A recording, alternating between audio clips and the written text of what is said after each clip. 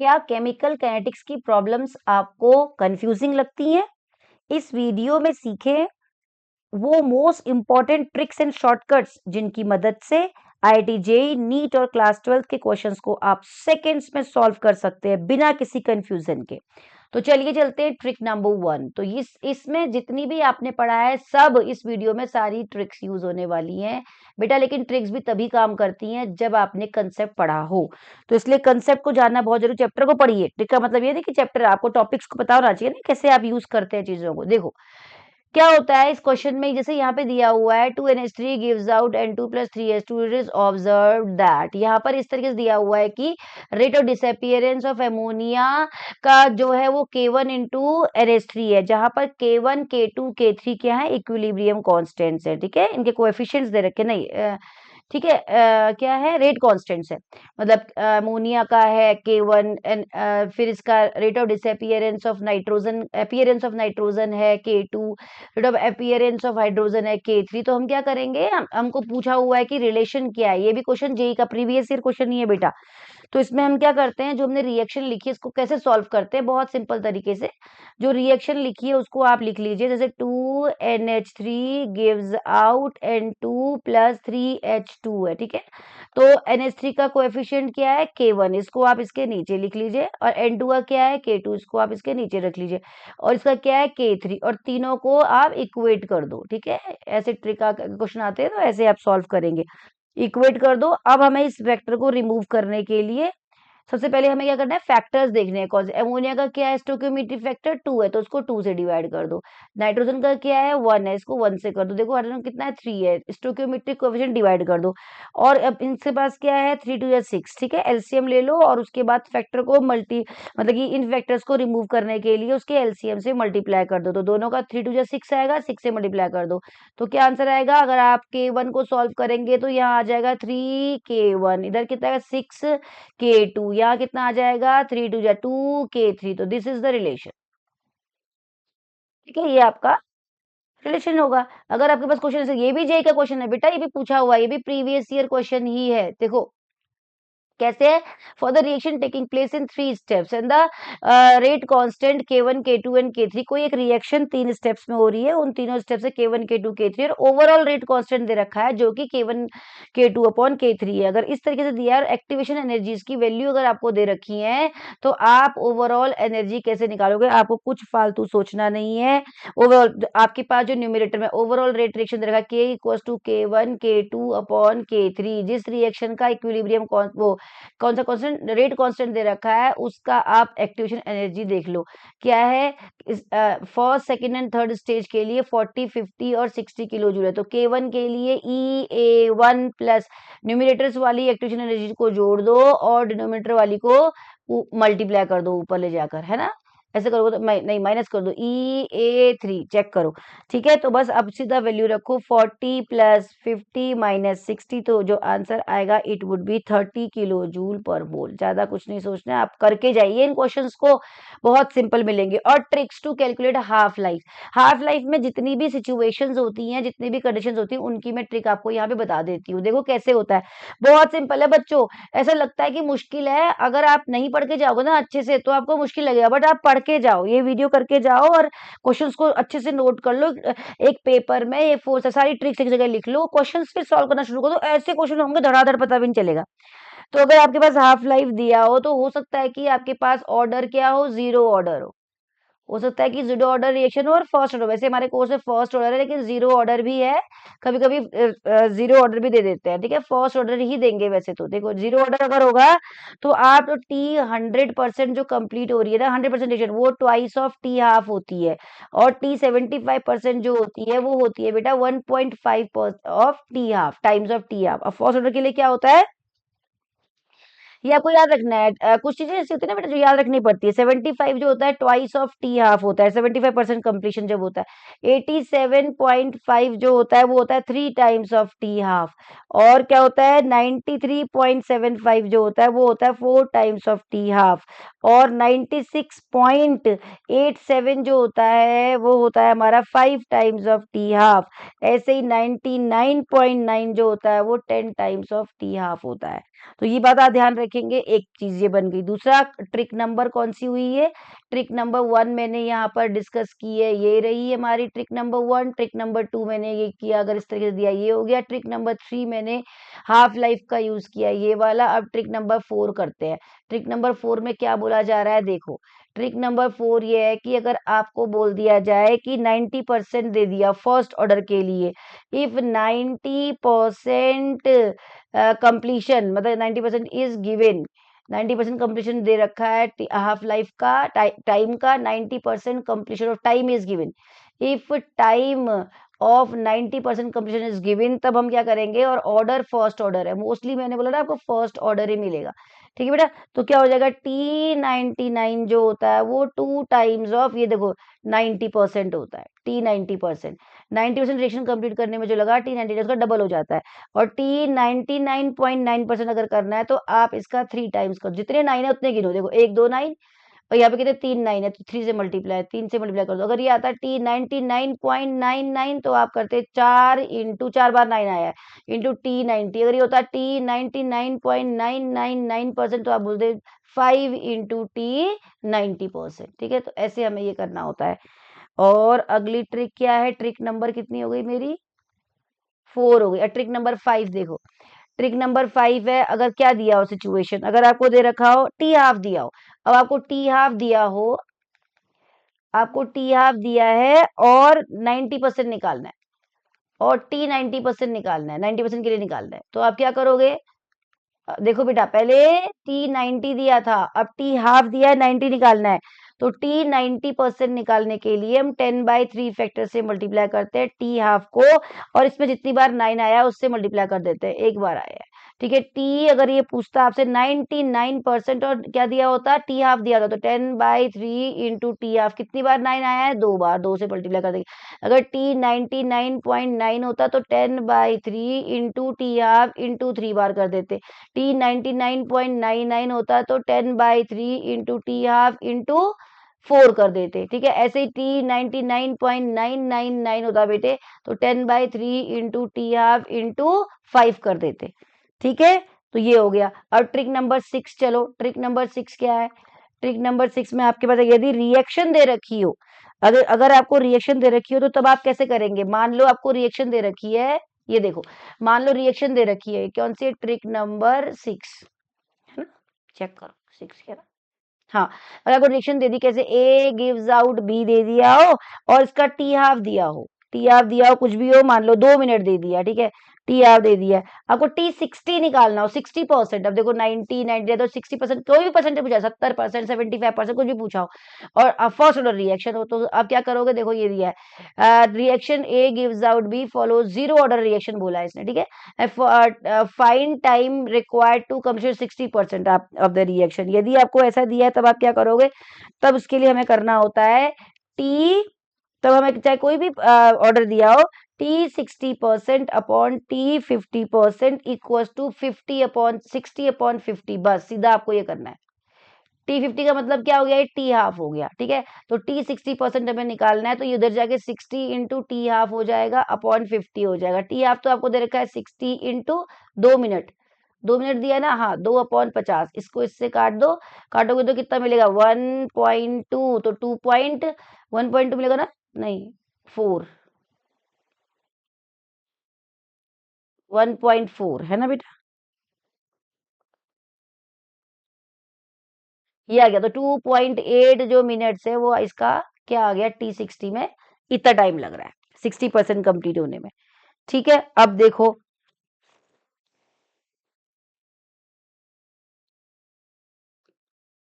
कितना लगेगा, 1 बचेगा ना, 2 आएगा, 5 1 जा 5, 5 2 जा 10, 2.4 लगेगा, 8 नहीं, है ना बेटा। ठीक है, अब अगर रिएक्शन आपको कैसे दे रखी हो, यहीं पे देख लेते हैं। अगर आपको रिएक्शन दे रखी हो, जरूरी नहीं है आपको बेटा, ऐसे भी दिया हो सकता है, twice of A gives out B, तब क्या करेंगे, या तो ए इक्वल टू बी था, बच्चे बोलते हैं मैडम अगर ऐसा दिया हो तो कोएफिशिएंट दिया हो तो क्या करेंगे, देखो काइनेटिक्स में प्रोडक्ट से तो कोई मतलब होता नहीं है, तो हम क्या करेंगे, T60 निकालना है। ऐसे दिया हो आपको पूछा हो कि T60 फाइंड आउट करो, 60% कंप्लीशन में कितना टाइम लगेगा, तो कुछ नहीं करना, कोएफिशिएंट से डिवाइड कर देना, हाफ इंटू वही 60/50 इंटू टी हाफ कर दोगे, तो फॉर्मूला क्या बन के आएगा आपके पास, अगर टी एक्स परसेंट आपको निकालना है तो 1/x कोएफिशिएंट से डिवाइड कर दो, टी एक्स परसेंट निकालना है तो 1/n कोएफिशिएंट जो है उससे डिवाइड कर दो, और इंटू एक्स जितना परसेंट निकालना है उतना अपॉन 50%, मतलब 50% समझ रहे हो ना, जो भी 50 दिया हुआ है इंटू टी हाफ, ये जो भी परसेंट दिया 50% दिया होगा 50% इंटू टी हाफ। ठीक है, जितना परसेंट पूछा, नहीं 50% नहीं, 50 है ना, 60-50 करना था, देखो टी हाफ आ गया। तो ये आपको एक ट्रिक नंबर 7 देखो ऐसी हो गई है ना। तो ऐसे क्वेश्चन दिए तो पढ़ के जाओ, ठीक है। अच्छा, अब हमारे पास देखो बेटा, आप ये क्वेश्चन करो, for the first order reaction half life is, तो टी हाफ दे रखी, फर्स्ट ऑर्डर रिएक्शन है 3, टी हाफ 3 मिनट्स दे रखा है, आपको कितना निकालना है 90%। तो ट्रिक यूज करो कौन सी, जब आपको टी हाफ दिया हुआ और आपको 90% निकालना हो, तो अब क्या यूज करते हैं, तो अब यूज करते हैं t 90% equals to 10/3 into t half into कितनी बार आया 9, 1 बार, तो क्या करेंगे 10/3 इंटू 3 मिनट्स इंटू 1, तो कितना आ गया इसका टी 90% कंप्लीशन में 10 मिनट्स लगेगा, राइट। अगर इसी को पूछा होता 99% टी 99%, तो आप करते कितने 9 है 2 9 है, तो ये 10/3 इंटू टी हाफ इंटू कितनी बार 2 बार आया है 2 कर देते 10/3 इंटू 3 इंटू 2, तो कितना हो जाता 20 मिनट्स, राइट। ऐसे ही अगर आप करते टी 99.99 पूछा होता है बेटे, तो 10/3 इंटू टी हाफ इंटू कितनी जीरो आए हैं 9 4 बार, तो ये टी हाफ 3 था, 3 से 3 काट दो, 40 मिनट्स आ जाएगा।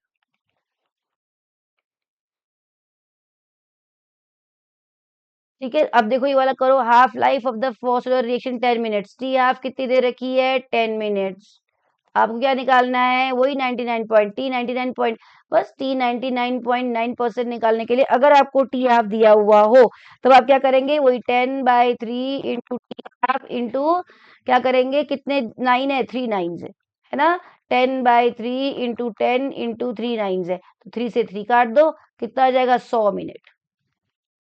ठीक है बेटा, तो ऐसे क्वेश्चन हमें करने होते हैं, ऐसे हमारे एग्जाम में आएंगे, तो आप बिल्कुल घबराना नहीं है, बहुत सिंपल तरीके से करना है इसको।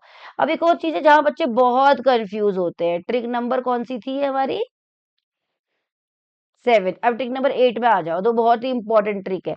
इसमें क्या करते हैं बच्चे बहुत कंफ्यूज होते हैं, चाहे आपको जो ऑर्डर है वो कुछ भी हो, what ever the order is, order आपको इधर कितना हो 0 हो, चाहे आपका ऑर्डर 0 हो, चाहे आपका ऑर्डर 1 हो, चाहे आपका आपका ऑर्डर 2 हो, कुछ भी हो, तब आप क्या करोगे, अगर कंसंट्रेशन दे रखी होती है तो हम कैसे सॉल्व करते हैं ये देखो।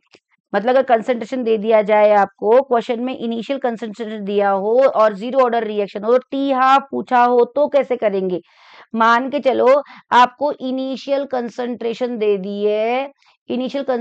दे दिए बेटा 0.2 मोलर, ठीक है, उसके बाद आपको बोला है कि आधी हो गई, जाके 0.1 हो गई है, ठीक है, उसके बाद और आधी हो गई है, कितना होगा 0.05 हो गई है, और इसका टी हाफ दे रखा है आपको कितना 10 सेकेंड्स, तो आपको यहाँ का टी हाफ पूछा हुआ है। ठीक है, आपको ऑर्डर कुछ भी हो, आपको मैंने बोला ना कोई भी ऑर्डर हो, 0 ऑर्डर हो, कोई भी ऑर्डर हो, 1 हो या 2 ऑर्डर हो, कोई भी ऑर्डर हो, तो आपको क्या करना है, इसके लिए एक सिंपल फॉर्मूला होता है, वो आपको याद रखना है बेटा। सिंपल फॉर्मूला, कुछ ज्यादा सोचना नहीं है, लंबे प्रोसेस को यूज नहीं करना है। टी आर, क्योंकि वहां पर ना क्वेश्चन आते हैं, जितने क्वेश्चन आप सॉल्व करोगे ना उतना फायदा होगा। T R proportional to 1/n-1, ठीक है, जहां पर n क्या है, यहाँ पर जीरो ऑर्डर है, मान के चलो अभी जीरो ऑर्डर दे दिया, हम जीरो के लिए सॉल्व कर रहे हैं, जीरो तो क्या लिखोगे यहाँ पर, आप लिखोगे टी हाफ प्रोपोर्शनल टू 1/(0-1), तो टी हाफ इक्वल टू हो जाएगा आपके पास क्या, प्रोपोर्शनल टू 1/(e⁻−1), ऊपर लेके आओ टी हाफ प्रोपोर्शनल टू ए, यानी कि टी हाफ जो है आपकी कंसंट्रेशन के ऊपर डिपेंड करता है। तो इसका मतलब क्या हुआ, इनिशियल कंसंट्रेशन अगर हाफ कर दोगे तो प्रोपोर्शनल इनिशियल कंसंट्रेशन अगर आपने हाफ कर दी तो लाइफ टाइम भी हाफ हो जाएगा। इनिशियल कंसंट्रेशन आधी कर दी तो इसका मतलब है टी हाफ भी आधा हो जाएगा, इसका मतलब तो यही है ना, if initial concentration becomes half, इसका मतलब है अगर इनिशियल कंसंट्रेशन आपकी हाफ हो जाए then t half also becomes क्या, हाफ, टी हाफ भी क्या हो जाएगा, हाफ हो जाएगा। तो अब जीरो ऑर्डर था तो टी हाफ कितना हो गया, जब आपकी कंसंट्रेशन 0.2 से 0.1 हुई है, कंसंट्रेशन कितनी हुई है, हाफ हुई है, टी हाफ भी जीरो ऑर्डर है, टी हाफ भी हाफ हो जाएगा 5 सेकेंड। ये ध्यान रखेंगे बेटा। अगर यही होता, मतलब अगर यही होता, अगर आपको बोलते फर्स्ट ऑर्डर है, ऑर्डर फर्स्ट है और 0.2 मोलर से 0.1 मोलर कंसंट्रेशन हुआ है और 0.05 मोलर हुआ है, इसका जो टी हाफ था वो कितना था, आपको 10 सेकेंड से 20 सेकेंड्स दे दिया, जो भी दे दिया, और आपको इसका टी हाफ पूछा हुआ है। तो फर्स्ट ऑर्डर आप क्या करोगे, यहाँ पर आप यही वाला फॉर्मूला लगाओगे, टी हाफ इक्वल्स टू क्या, आप करोगे T half proportional to a की पावर n माइनस वन, यहाँ पर n कितना है बेटा, 1 है, तो t half proportional to 1 upon a की पावर 1 माइनस वन, यानी कि t half proportional to a की पावर 0। मतलब टी हाफ क्या है, कंसंट्रेशन पर डिपेंड करता ही नहीं है, it does not depend on concentration. इसका मतलब क्या है, अगर फर्स्ट ऑर्डर रिएक्शन है, टी हाफ पर कोई फर्क नहीं पड़ेगा कितना ही कंसंट्रेशन कर लो, यानी कि t half remain same, T half यहाँ पर भी 20 सेकेंड्स ही रहेगा। ठीक है, यही इसीलिए टी हाफ क्या होता है, फर्स्ट ऑर्डर रिएक्शन में इंपॉर्टेंट होता है। अगर आपको यही देखो, जैसे यहाँ पर है 0.2 से 0.1 कर दिया, 0.1 से 0.5 कर दिया, टी हाफ पूछा था, ठीक है, what is the order of the reaction, बताओ ऑर्डर क्या होगा। अब ऑर्डर पूछ लिया उल्टा, तो 0.2 था और ये 0.1 था और ये 0.5 हुआ है, टी हाफ 10 सेकेंड दे रखा है, हमें ऑर्डर पूछा हुआ है। तो देखो बेटा क्या हुआ है, टी हाफ यहाँ पर सेम है, यहाँ पर 10 है, यहाँ पर अब टी हाफ सेम है, तो इसका मतलब क्या होगा, फर्स्ट ऑर्डर। बस आप याद रखो कि टी हाफ फर्स्ट ऑर्डर में हमेशा सेम रहता है, कंसंट्रेशन कितना ही बदल है, कंसंट्रेशन को डिपेंड नहीं करता, हमेशा कांस्टेंट रहेगा, हमेशा कांस्टेंट, हमेशा कांस्टेंट। जैसे बहुत ही अच्छा एग्जाम्पल है बच्चों, रेडियो एक्टिव डिके का, जो मैडम क्यूरी ने किया था, रेडियो एक्टिव डिके का। आपको बताऊं इसमें कितनी इंपॉर्टेंट इंफॉर्मेशन है कि जो रेडियम का हाफ लाइफ होता है ना, रेडियम का, वो 1600 साल होता है, 1600 ईयर्स। यानी कि अगर रेडियम, मैडम क्यूरी ने पता नहीं 4 साल तक 400 टन पिच ब्लेंड को एनरिच करके 1 ग्राम से भी कम रेडियम कैलकुलेट किया था 4 साल में अपनी रिसर्च में, और उन्होंने जब निकाला था तो वो उसकी जो हाफ लाइफ है वो 16 ईयर्स है, और उनके कपड़ों में भी रेडियम मतलब एब्जॉर्ब हो गया था, उनके कपड़ों को म्यूजियम में रखा हुआ है एक कांच के बॉक्स के अंदर बंद करके, क्योंकि अगर आप उन कपड़ों को अगर आप बाहर निकालोगे ना, वो रेडियो एक्टिव रेज इतनी हार्मफुल होती है कि अगला आदमी भी बाहर हो जाएगा, क्योंकि मैडम क्यूरी उसी की कैंसर की वजह से, मतलब रेडियो एक्टिविटी के उनकी पूरी सेल्स में पूरे ऑर्गन काम करने बंद कर दिए थे इसी चीज की वजह से। इसलिए इसलिए क्या है यहाँ पर मतलब कि 1600 साल बाद जो रेडियम है, अगर आप निकालोगे उनके कपड़े, तो उसकी कितने 1600 साल बाद सोचो, वो केवल उसका अमाउंट आधा होगा, रेडियम का अमाउंट जितना उनकी बॉडी में कपड़ों में एब्जॉर्ब हुआ ना, 1600 साल बाद आधा होगा, फिर उसके 1600 साल बाद और आधा होगा। तो सोचो कितना खतरनाक होता है रेडियम।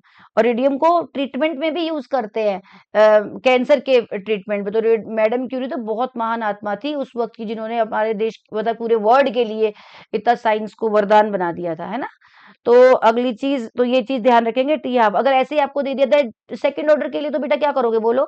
अगर आपको बोलते कि सेकंड ऑर्डर रिएक्शन, तो आप क्या करते, आप वही फॉर्मूला लगाते, t half proportional to 1 upon a की पावर n माइनस वन। तो n क्या हो जाता है, यहाँ पर 2 हो जाता है, तो टी हाफ बन गया आपका 1 अपॉन ए की पावर 2 माइनस वन, यानी कि t half proportional to 1 upon a की पावर माइनस वन, यानी कि t half proportional to a की पावर, नहीं 1 है ऊपर जाके -1 है ना, 1 अपॉन ए।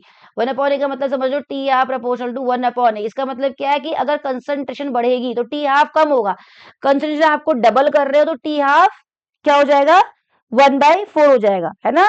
तो यही आपको ध्यान रखना है कि अगर सेकंड ऑर्डर में है तो तब इसका मतलब क्या है। तो आपको ध्यान रखना है कि t half does not depend on concentration for the first order reaction. तो कंसंट्रेशन कितना भी चेंज हो जाए, टी हाफ उतना ही रहेगा जितना पहले था। सेकंड ऑर्डर रिएक्शन के लिए अगर कंसंट्रेशन कम, तो हाफ लाइफ क्या हो जाएगी, ज्यादा हो जाएगी। कंसंट्रेशन अगर आधी होती है बेटा, तो हाफ लाइफ डबल हो जाएगी, 1/4 नहीं, डबल हो जाएगी, ध्यान रखेंगे, डबल हो जाएगा, इनवर्सली प्रोपोर्शनल है ना। कंसंट्रेशन अगर आपने डबल करी तो ये क्या हो जाएगा, 1 बाय आधा, आधा हो जाएगा, है ना। और ये कितना, अगर आपने इसको हाफ किया तो ये डबल हो जाएगा, ऐसे ध्यान रखेंगे। ठीक है बेटा। तो अब आप यहाँ पे देखो, अगर यही ऑर्डर सेकंड होता, जैसे आपने कंसंट्रेशन यहाँ बदली है, यहीं पे सेकंड ऑर्डर होता है, इसी क्वेश्चन में देखो यहाँ सेकंड ऑर्डर होता, तो क्या करते, टी हाफ क्या रहता इसमें, ये दिया होता, ये ना दिया होता, और बोल दिया कि इसको काट दो, ये दिया है और ये बोला कि सेकंड ऑर्डर रिएक्शन है, और कंसंट्रेशन क्या हो रही है हमारी, आधी हो रही है। तो क्या हो जाएगा सेकंड ऑर्डर रिएक्शन के लिए, टी हाफ कितना हो जाएगा बेटा, यहाँ पर टी हाफ 10 सेकंड दिया, यहाँ पर टी हाफ अगर पूछते तो क्या हो जाता, कंसंट्रेशन आधी मतलब टी हाफ डबल यानी कि 20 सेकेंड्स। आया समझ। तो आप ध्यान रखेंगे कि जीरो ऑर्डर रिएक्शन में कंसंट्रेशन बढ़ेगी, आधी करेंगे तो टी हाफ भी आधा, कंसंट्रेशन बढ़ाएंगे तो टी हाफ भी डबल हो जाएगा। और फर्स्ट ऑर्डर में कंसंट्रेशन का कोई फर्क नहीं पड़ता टी हाफ के ऊपर, वो हमेशा कांस्टेंट रहता है। और सेकंड ऑर्डर में क्या करते हैं, अगर टी हाफ आपका कंसंट्रेशन अगर आपकी हाफ हो रही है तो t half double, inversely proportional. तो कंक्लूड कर लेंगे आप। कंक्लूड कैसे करेंगे, ध्यान रखेंगे कि फॉर कितनी ऑर्डर हो सकती है रिएक्शन, जीरो हो सकती है, फर्स्ट हो सकती है, और कैसी हो सकती है, सेकंड आपको दे सकते हैं। तो यहाँ पर टी हाफ जो है वो इनिशियल कंसंट्रेशन के साथ बढ़ता है, और यहाँ पर टी हाफ जो है वो कांस्टेंट रहता है, इट इज ऑलवेज कांस्टेंट, कितना ही बढ़ा दो कंसंट्रेशन। और यहाँ पर टी हाफ जो होता है कंसंट्रेशन के इनवर्सली प्रोपोर्शनल, अगर कंसंट्रेशन कम कर रहे हो तो टी हाफ डबल हो जाएगा। ठीक है, तो ये कंसंट्रेशन के ऊपर था। तो ये हाफ लाइफ की पॉसिबिलिटी जितनी थी मैंने बता दी है। और ये कौन सी ट्रिक्स थी, trick number 8, I think 8 tricks हो गई है। हाँ, तो बेटा टी हाफ में तो इतना ही पूछ सकते हैं आपसे, जो भी है ये बहुत जरूरी है। अब ट्रिक नंबर 9, अब ट्रिक नंबर 9 में क्या है, पढ़ो। ये जब भी हमें ये दिया होता है ना तो फिर बच्चे यहाँ गड़बड़ करते हैं, बच्चों को लगता है कि सीधे से बस क्वेश्चन कर लो, डिवाइड कर दो और हो जाए। लेकिन आपको रेट ऑफ डिसअपियरेंस और रेट ऑफ अपीयरेंस जब भी दिया हो इस तरीके से, यहाँ पर डेटा, बच्चे बोलते हैं मैडम डेटा पुट कर दो, तो बहुत आसान है, बच्चे करते ही नहीं है क्वेश्चन को बेटा, पता है आपको। वो बोलते हैं कि मैडम यहाँ तो ये तो बहुत सिंपल क्वेश्चन है मैडम, बार बार क्या करें, इसमें तो डेटा पुट करते हैं और सॉल्व करते हैं। पर हम उस समय कंफ्यूज हो जाते हैं जब हमको ऐसी कोई इक्वेशन दी जाती है और एग्जाम में आप गड़बड़ करके आते हो, इतना ईजी को बातें पछताते हैं, काश एक बार देख लिया होता। तो पछताओ ना तुम, हर साल जो बच्चे गड़बड़ करते हैं वो तुम लोग गड़बड़ ना करो, मैं इसलिए आपको बता रही हूँ। सबसे पहले ऐसे रिएक्शन में क्या होता है कि समय के साथ साथ देखो, इसका मतलब है कि कंसंट्रेशन जो रिएक्टेंट की है बेटा वो कम हो रही है और प्रोडक्ट की बढ़ रही है, आपको तो पता ही है ना। तो क्वेश्चन बाद में करेंगे, पहले समझते हैं ये रिएक्शन। देखो ये 4 एमोनिया है, और कैसे लिखा जाता है इसको, हम रिएक्शन को, इसको रेट को हम यहाँ पर लिख लेते हैं। कैसे लिखा जाता है, कोएफिशिएंट से डिवाइड कर देते हैं, 1/4 rate of disappearance of ammonia upon dt, यही तो करते हैं। और डिसअपियरेंस के नेगेटिव साइन लगा देते हैं, यही करेंगे। -1/5 rate of disappearance of oxygen लिख देते हैं with respect to time, time के साथ रिएक्टेंट कम होते हैं, ये तो बेसिक फंडा है केमिस्ट्री का, वो केमिकल काइनेटिक्स का। तो क्या है, rate of appearance of NO, ये हो जाएगा with upon dt equals two plus, बन रहे हैं ना, तो 1/6 बन रहा है, तो पॉजिटिव साइन आएगा। बस इस साइन की जरूरत नहीं होती है बेटा ऐसे क्वेश्चंस में यूज करके, ये तो सिर्फ ये शो करता है कि रिएक्टेंट डिसअपियर हो रहा है और प्रोडक्ट बन रहा है। तो ये रिएक्शन सबसे पहले आप यहाँ पर लिख लो। जब आप इसको लिख लोगे तो आपको कुछ इस तरीके से क्वेश्चन मिलेगी। अब जो भी क्वेश्चन में दिया हुआ है वो वैल्यू देखो, मान लो उन्होंने दिया हुआ है rate of disappearance of oxygen, तो इसकी वैल्यू रखो और रिलेट करो। अब देखो, अब हमें दिया क्या है, rate of formation of NO दे रखा है, इतना है, calculate rate of disappearance of NH3, मतलब अब चारों में देखो बेटा, rate of formation of NO दे रखा है, फॉर्मेशन क्या हो रहा है, ये हो रहा है, क्या दिया हुआ है, ये वैल्यू दे रखी है, ये गिवन है। और निकालना है क्या है, एमोनिया का डिसअपियरेंस, डिसअपियर मतलब ये साइन, हमें ये वैल्यू निकालनी है। बस हम क्या करेंगे, इन दोनों को रिलेट करेंगे, बस, और ज्यादा फालतू नहीं करना है। तो लिखो यहाँ पर रेट ऑफ, यहाँ पे लिखेंगे 1/4, ये लिखेंगे, नेगेटिव की जरूरत नहीं, मैंने बोला ना डिसअपियरेंस दिखाता है केवल, तो यहाँ कैलकुलेशन में ध्यान रखेंगे बच्चों, नेगेटिव जरूरत नहीं होती है। तो rate of disappearance of ammonia equals to ये 1/4 रेट ऑफ अपीयरेंस ऑफ, क्या लिख देंगे, NO, इसकी वैल्यू जो क्वेश्चन से दे रखी है उसे पुट कर देंगे। क्या है इसकी वैल्यू, इसकी वैल्यू आ गई DNH3 rate of disappearance of ammonia equals to 1/4, value दे रखी है 3.6 10⁻³ ये देखो दे रखी है ना। अब हम कुछ नहीं करेंगे, अब हम यहाँ जाके लिखेंगे, बस कुछ नहीं करना, rate of disappearance of ammonia निकालना है, तो जो ये स्टोक्योमेट्री है 4, ये जाकर इधर मल्टीप्लाई में चला जाएगा, तो 4 × 3.6 10⁻³ अपॉन 4 कर देंगे, 4 से 4 काट देंगे, 3.6 10⁻³ बेटा मैं इसलिए बता रही हूँ क्योंकि बच्चे ना इसमें बहुत गड़बड़ करते हैं। Rate of appearance of ammonia आपका ये बन के आ गया, दिस इज योर आंसर। ठीक है, तो और क्या पूछेंगे, देखो अगला, अगर आपसे क्या पूछ लिया जाए, मान के चलो आपको पूछ लिया जाए rate of formation of H2O, तब आप क्या करोगे, rate of formation of H2O, तो हमारे पास आगे जगह नहीं, तो हम इसको ऐसे ही रहने देते। आप तो लिखना अपनी कॉपी में, ठीक है बेटा, मैं इसको इरेज कर रही हूँ। अब हम क्या करेंगे, हम सबसे पहले कुछ भी पूछा हुआ हो, हमें रिएक्शन तो इस तरीके से लिखनी ही पड़ेगी, स्टोइकियोमीटर से डिवाइड करके, है ना। उसके बाद फिर हम क्या करते हैं यहाँ पर, देखो हमने ये बना दिया। अब हम क्या करेंगे, यहाँ पर हमें दिया हुआ क्या है पहले वो लिखेंगे। इसलिए दिया हुआ है हमें rate of for formation of water, हमें rate of formation of water ये निकालना है। ये निकालो बोल रहे हैं, ये निकालेंगे तो, और हमें दिया हुआ क्या, ये दिया हुआ है, राइट। तो अब इन दोनों को रिलेट कर देंगे, क्या बनाएंगे, 1/4 rate of appearance of NO upon, है ना, equal to rate of appearance of क्या, वाटर, 1/4।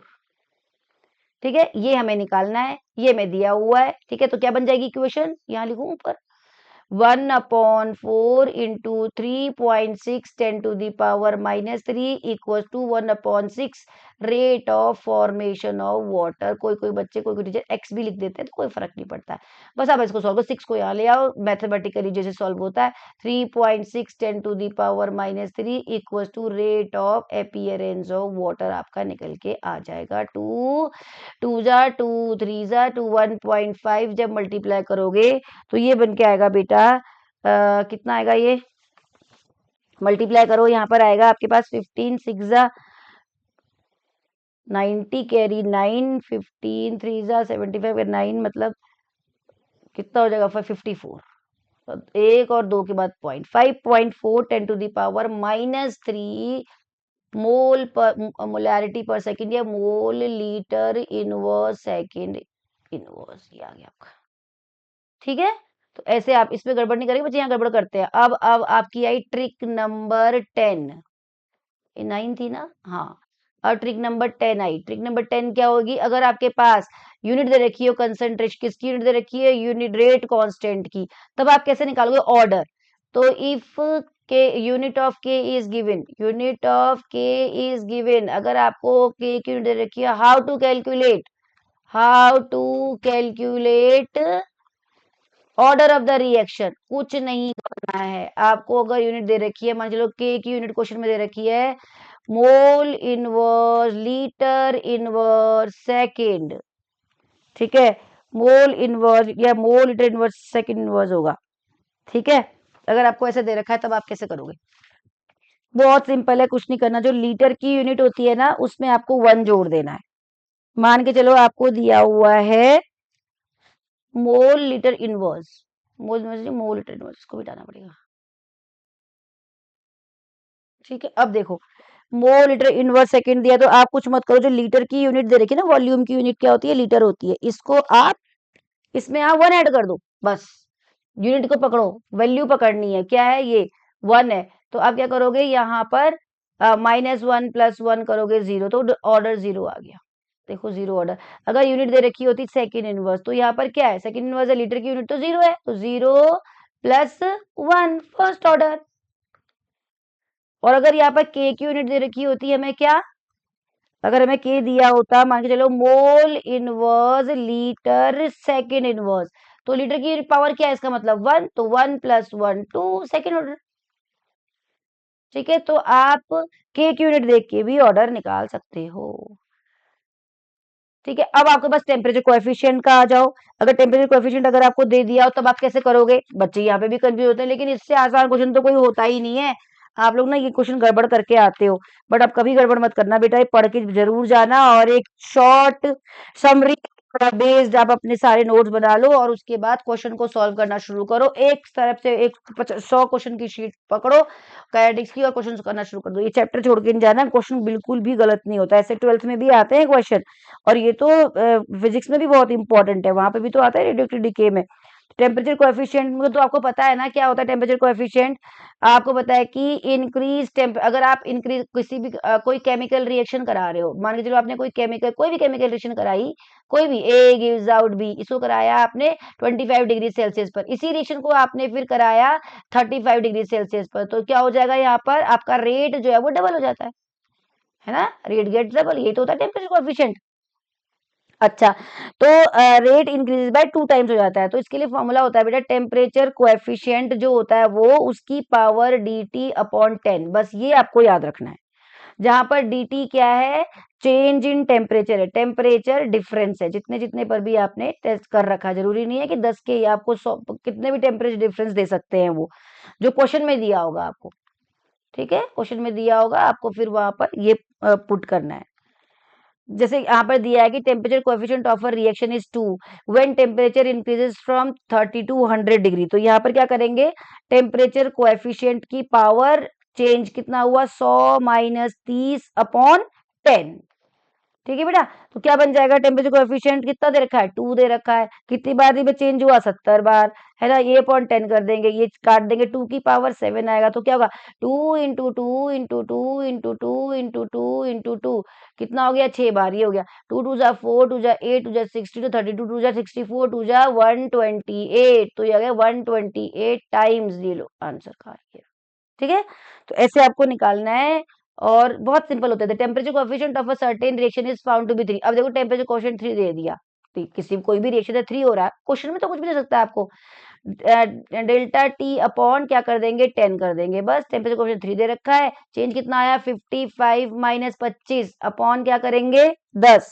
ध्यान रखना टेम्परेचर कोएफिशिएंट यहाँ पर डिग्री सेल्सियस में टेम्परेचर लिया जाता है, ठीक है, 10 हो गया, तो 3 की पावर कितना हो जाएगा, 30 अपॉन 10, ठीक है बेटा, 3 की पावर 3 यानी कि 3 into three into three, 3 3 9 3 27, 27 times, ठीक है, 27 ये आ गया, ठीक है, इतना new rate of the reaction 27 हो जाएगा, कितने टाइम्स, ठीक है बेटा, तो ऐसे आपको निकालना है, 27 टाइम्स हो जाएगा। अभी if a catalyst experiment involves Haber's, मान के चलो यहाँ पर कोई एक रिएक्शन दे रखी है और हैबर्स प्रोसेस आपको पता है ना बेटा, हैबर्स प्रोसेस में क्या होता है, iron is use as a catalyst होता है, और एक क्या होता है, मॉलिब्डेनम क्या होता है, वो प्रोमोटर होता है, जो कि आयरन की प्रोमोटर जो कि आयरन की एफिशिएंसी को बढ़ाता है, पता है ना आपको ये बात, ध्यान रखेंगे, नहीं पता है तो केमिकल इक्विलिब्रियम में पढ़ा रखा है, वहां पर होता है, अभी मैं केमिकल इक्विलिब्रियम की वीडियो सब डालूंगी, अभी मैं डालना शुरू किया है ना, तो वहां पर मिलेगा नहीं आपको अभी, लेकिन वहां पर होता है, ये हेबर्स प्रोसेस बड़ी फेमस रिएक्शन है, अगर आपको तो दिया है तब आप कैसे करेंगे, बस करो। तो क्या क्या पूछा था, rate of reaction was measured as, तो क्या दिया हुआ है, rate of appearance of ammonia दे रखा है, what is the rate of reaction express in terms of, अच्छा ठीक है, हमें नाइट्रोजन का डिसअपियरेंस और हाइड्रोजन का डिसअपियरेंस दोनों का निकालना है, तो करो। पहले ऐसे में क्या करते हैं, रिएक्शन लिख लेते हैं, लिखो रिएक्शन क्या होगा, यहाँ कोई कोएफिशिएंट नहीं है, तो rate of disappearance of nitrogen equals to 1/3 negative rate of, minus लगा देंगे, हालांकि इसकी कोई जरूरत नहीं है न्यूमेरिकल सॉल्विंग में, बट स्टिल, तो ये हो जाएगा +1/2 rate of appearance of ammonia, बस अब जो दे रखा है बेटा उसको आप कनेक्ट करो, कनेक्ट करो, किससे करोगे, क्या करोगे आप, यहाँ पर नाइट्रोजन है, यहाँ पर हाइड्रोजन है, मैंने क्या पहले ए पार्ट करो, नाइट्रोजन निकालना है, तो rate of disappearance of nitrogen निकालना है, दिया हुआ क्या है, rate of appearance of ammonia, इन दोनों को रिलेट करो, आंसर ऐसे ही पार्ट करो, कर लोगे ना, नेक्स्ट वीडियो में करके बताऊंगी, अभी आप करो, खुद चेक करो क्या आंसर आएगा। तो this is all about the tricks used in chemical kinetics, और इससे ज्यादा कोई ट्रिक्स आपको यूज होंगी नहीं, जो होंगी तो हम आपको, हाँ एक और ट्रिक बहुत इंपॉर्टेंट है, वो ग्राफ्स की ट्रिक आप कैसे यूज करोगे, वो मैं अलग से वीडियो में बताऊंगी, पार्ट नंबर 2 में, ये बहुत बड़ी वीडियो हो गई बेटा, इसमें इनफ है, ठीक है, वो कैसे ग्राफ क्वेश्चन कैसे देखते हैं और फटाफट फटाफट कैसे सॉल्व करते हैं, ग्राफ के क्वेश्चन तो बड़े आए हुए हैं रिसेंटली, मतलब प्रीवियस ईयर में, नीट हो चाहे जेई हो, तो बेटा वीडियो अच्छी लगी तो लाइक करें, शेयर करें, सब्सक्राइब करें, अपने दोस्तों तक पहुंचाएं, ठीक है, thank you so much for this video.